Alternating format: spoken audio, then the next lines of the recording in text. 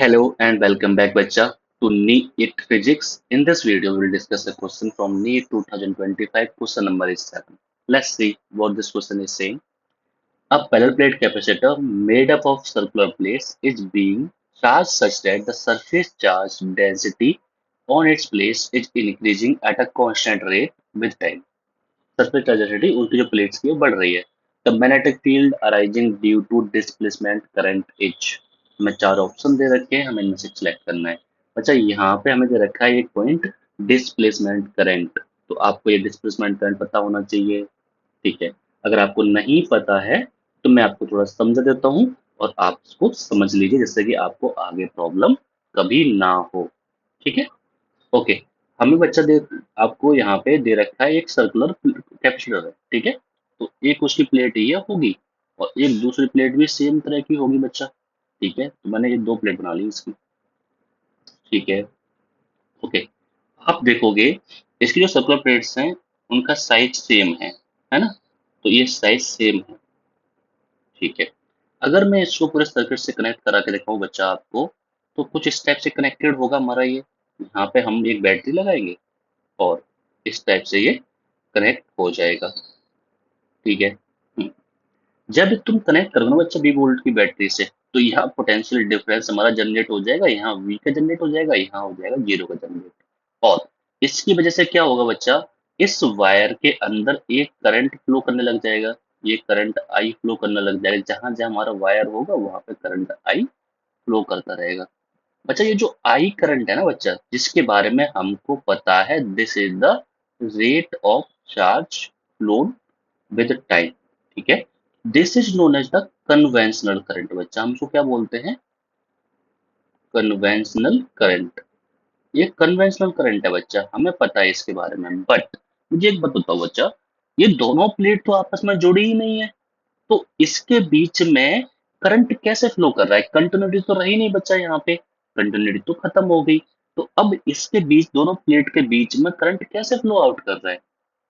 इसको एक्सप्लेनेशन को हमारा दिया मैक्सवेल ने. और वहां से हमारा एक पॉइंट आया डिस्प्लेसमेंट करंट का. उन्होंने बोला कि इन दोनों प्लेट्स के बीच में जो हमारा एक इलेक्ट्रिक फील्ड जनरेट हुआ है, इलेक्ट्रिक फील्ड जनरेट हो जाएगा.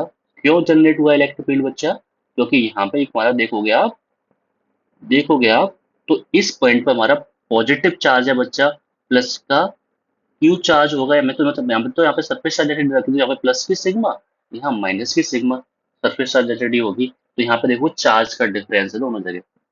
ठीक है. तो पॉजिटिव से नेगेटिव तरफ हमारा क्या है, एक इलेक्ट्रिक फील्ड बन जाएगा बच्चा. तो इलेक्ट्रिक फील्ड की वैल्यू होगी यूनिफॉर्म.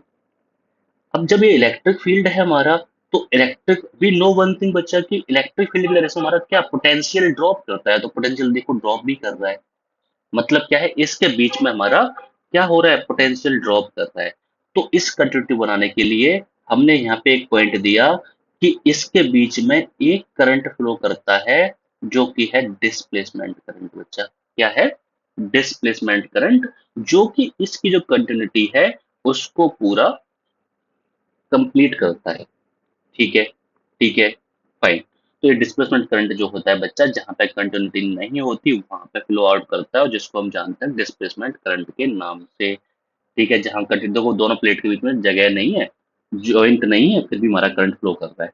और हमें इससे पहले हम क्या पढ़ते थे कि हमेशा करंट जो है वो वायर के अंदर फ्लो करता है, बट यहाँ पे नहीं, वायर भी नहीं है यहाँ पे. ठीक है. तो मतलब क्या है बच्चा इसका, कि ये जो है हमारा पूरा, जो हमारा कलर प्लेट कैपेसिटर जो है बच्चा, यहाँ पे देखोगे तो आप एक इमेजिनरी टाइप का सिलेंडर बन चुका है.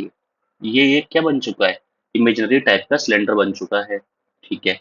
आपने एक चीज पढ़ी है बच्चा, थोड़ा सा मैं यहाँ पे एक्सप्लेनेशन दे रहा हूँ आपको, कि हमें पता होना चाहिए कि हमारी सरफेस चार्ज डेंसिटी होती है, वो होती है sigma equals to charge upon area. This is what बच्चा, this is the surface charge density. ठीक है. मैं इसको थोड़ा सा इधर करके यहाँ पर लिख भी देता हूँ. This is the surface charge density.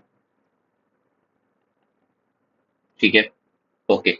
हमको दे रखा है कि जो सरफेस चार्ज डेंसिटी है वो टाइम के साथ में चेंज कर रही है बच्चा, टाइम के साथ में चेंज कर रही है. तो इसका जो रेट है, चेंज का रेट है, वो कांस्टेंट गिवन है हमको. देखोगे आप क्वेश्चन में जाकर के देखोगे तो हमें दे रखा है surface charge density on its place increasing but constant with the rate, तो हमने कांस्टेंट विद द रेट इसको लगा दिया यहाँ पे। ठीक है, we know sigma is equal to, this is d over d t, sigma is equal to q upon A, और यहाँ से आप देखोगे बच्चा ये बन जाएगा हमारा d q by d t into one by A, this is equal to constant, this is equal to constant. यहाँ से आप एक चीज देखोगे बच्चा कि हमारा डी क्यू बटा डी टी होता है करंट, करंट बट्टा A, this is equal to constant.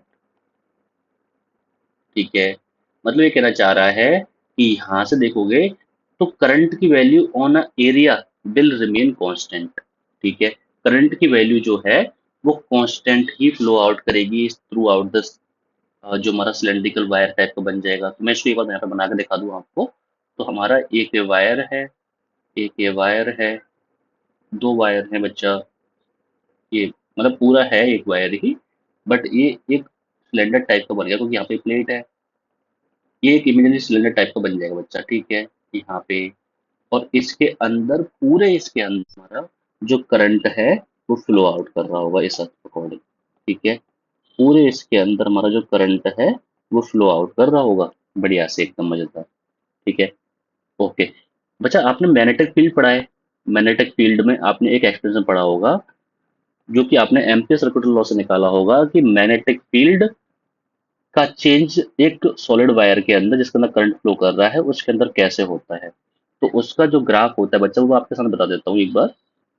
अगर आपको इसका डेरिवेशन नहीं पता है, आपको नहीं पता ये कैसे होता है, तो आप नीचे कमेंट भी कर सकते हो जिससे कि मैं आपको इसका फर्दर एक्सप्लेनेशन जो है पूरा इन डिटेल बता दूंगा। ठीक है, ओके। हमारे पास एक ये वायर है बच्चा, तो वायर में यहाँ बना देता हूँ, इमेजिनरी वायर है बच्चा ये।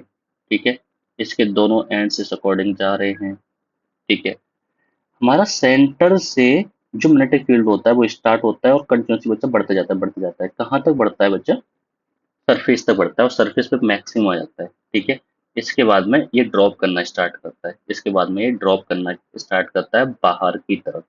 जो होता है हमारा magnetic field, this is directly inversely proportional to R होता है। यहाँ पे जो होता है हमारा बी होता है वो डायरेक्टली प्रोपोर्शनल टू आर होता है। ठीक है, और यहाँ पे जो मैग्नेटिक फील्ड की वैल्यू आती है, जैसे मैग्नेटिक फील्ड जो होता है बच्चा इसका होता है mu naught I upon two pi R के बराबर। This is the magnetic field maximum, maximum कहाँ जनरेट होगा? सरफेस के ऊपर। तो ये जो है हमारा, हमको पता होना चाहिए mu naught I by two pi R के बराबर होता है ये magnetic field B naught, maximum होता है बच्चा ये वाला है। ठीक है, अब हम आते हैं अपने ऑप्शंस के ऊपर। ऑप्शंस में क्या कह रहा है बच्चा हमको कि नॉन जीरो एवरीवेयर कौन? Magnetic field with the maximum at its imaginary cylindrical surface connecting the peripheries of the plate. तो देखोगे बच्चा सबसे मैक्सिमम कहाँ आ रहा है? सरफेस पे ही तो आ रहा है। देखो सरफेस पे ही तो आ रहा है। हाँ, तो सही कह रहा है। और नॉन जीरो एवरीवेयर देखो बढ़ रहा है, बढ़ रहा है, जीरो तो कहीं पे है ही नहीं बच्चा, नॉन जीरो एवरीवेयर। तो हाँ, ये तो हमारा बच्चा परफेक्टली मैच आउट कर रहा है, तो ये तो इसका करेक्ट आंसर है ही। बट बाकी के गलत क्यों है वो भी देख लेते हैं।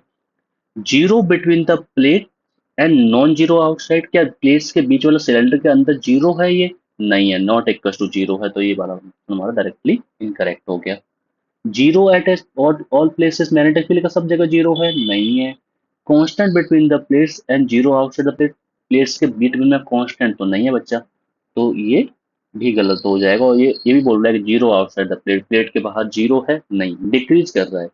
ठीक है, जीरो कहाँ जाके होगा? जीरो होगा हमारा B will be equal to zero, कहाँ पे होगा? At R equal to infinite. तुम जब इनफाइनाइट डिस्टेंस चले जाओगे तब जाके हमारे मैग्नेटिक फील्ड की वैल्यू जीरो होगी, है ना? तो मुझे लगता है कि आपको ये क्वेश्चन का इनफ एक्सप्लेनेशन मैंने आपको दे दिया है।